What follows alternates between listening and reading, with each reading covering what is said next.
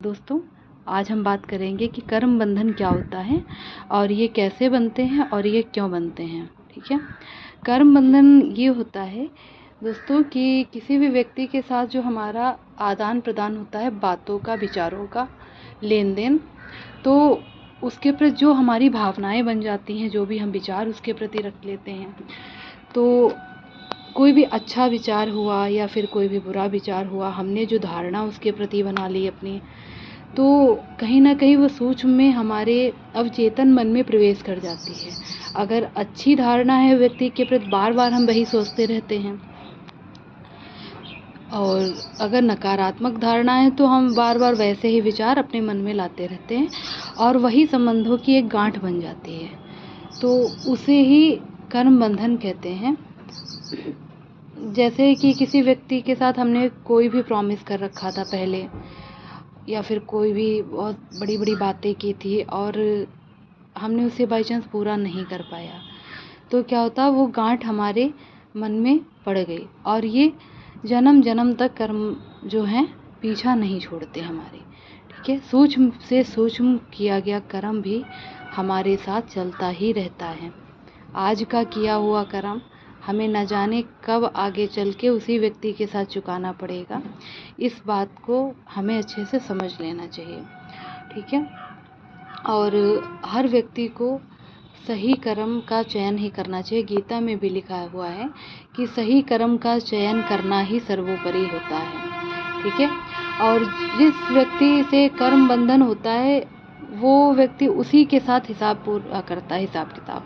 जैसे माना हमारा दो व्यक्तियों के बीच में कोई बातचीत हुई, कोई भी विचारों का आदान प्रदान हुआ, तो ऐसा नहीं किसी तीसरे के पास वो अपने कर्मों का हिसाब लेने जाएगा, नहीं, उसी व्यक्ति के साथ वो कर्मों का हिसाब उसे चुकाना पड़ता है। और कर्मों में केवल मनुष्य आता है, बाकी रही बात जानवरों की, पशु पक्षियों की, तो इनके कोई कर्म नहीं होते हैं।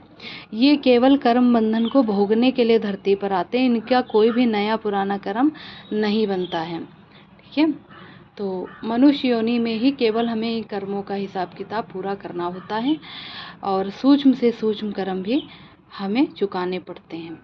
ठीक है, तो अभी हम बात कर रहे हैं कर्म बंधन की।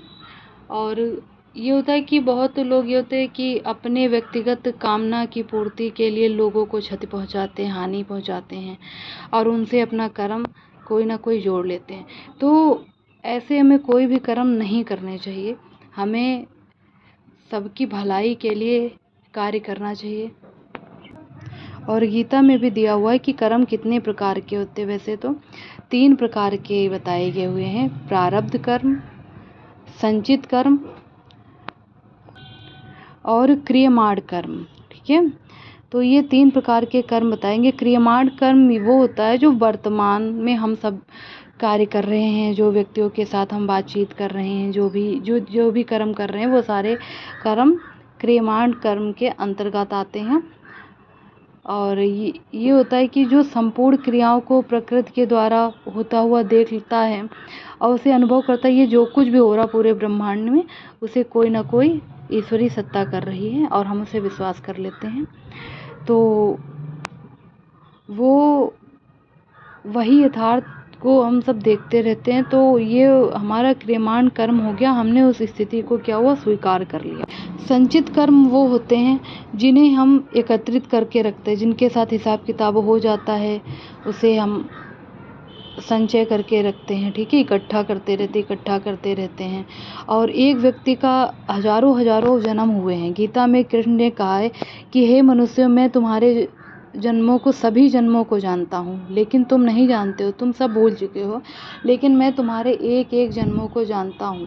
ठीक है, तो वही जो जोड़े हुए हमारे कर्म होते हैं, फिर आगे चल के वही प्रारब्ध बनते हैं। प्रारब्ध कर्म में जो संचित कर्म होते हैं, उन्हीं का थोड़ा अंश जो होता है वो हमें पूरा करना होता है, उसे हमें भोगना पड़ता है आकर के। ठीक है, और उसी से हमारा भाग्य निर्माण होता है। हमने अच्छा कर्म किया तो हमारा अच्छा भाग्य बना, हमने बुरा कर्म किया तो हमारा बुरा भाग्य बना। ठीक है, और क्या होता है कि फिर प्रारब्ध कर्म में ये हमारे साथ जो कुछ भी अच्छा बुरा हो रहा उसे हम नहीं जान पाते हैं, ठीक है। और कुछ कर्म ऐसे होते हैं जो तत्कालिक होते हैं, जैसे तुरंत हमने कर्म किया, तुरंत हमें उनका परिणाम भोगने को मिल गया।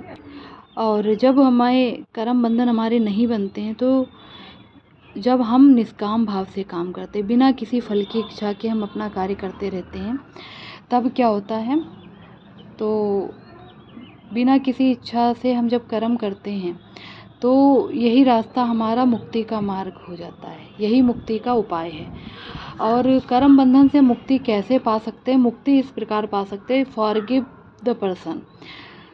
हमें जिस व्यक्ति के साथ कोई भी कर्म हुआ, अच्छा बुरा जो भी है, और उसने हमारे साथ कुछ भी गलत किया, ठीक है, अब हम दिमाग में भरे हैं उस बात को, लेकिन हमें उन चीज़ों को छोड़ते हुए उन्हें माफ़ कर देना चाहिए, तभी हम इस बंधन से मुक्ति पा सकते हैं। मन वचन कर्म से हम माफ़ी मांग लें अगर हमने सामने वाले के साथ बुरा किया या सामने वाले ने हमारे साथ बुरा किया, ठीक है, और उसके साथ जो हमने गलत किया, तो उसे हम महसूस करके देखें कि हाँ, इसको कैसा महसूस हुआ होगा जब हमने इसके साथ कुछ गलत किया होगा, ठीक है।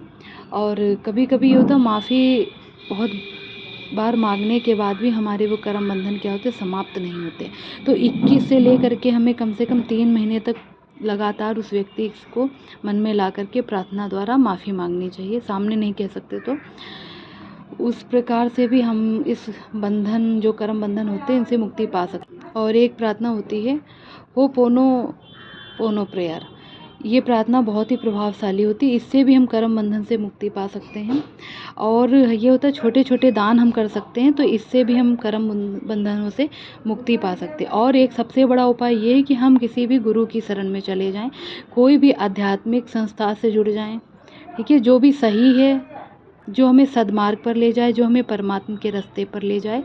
और कर्म बंधन से मुक्ति पाने का एक तरीका ये है कि हम मेडिटेशन करें, परमात्मा का ध्यान करें, प्रकृति के बीच में जाएं, और रेकी क्रिया के द्वारा कर्म बंधन से भी हम मुक्ति पा सकते हैं। तो दोस्तों, जो कुछ भी अगर बताने में कोई गलती रही हो तो उसके लिए माफ़ कीजिएगा। धन्यवाद।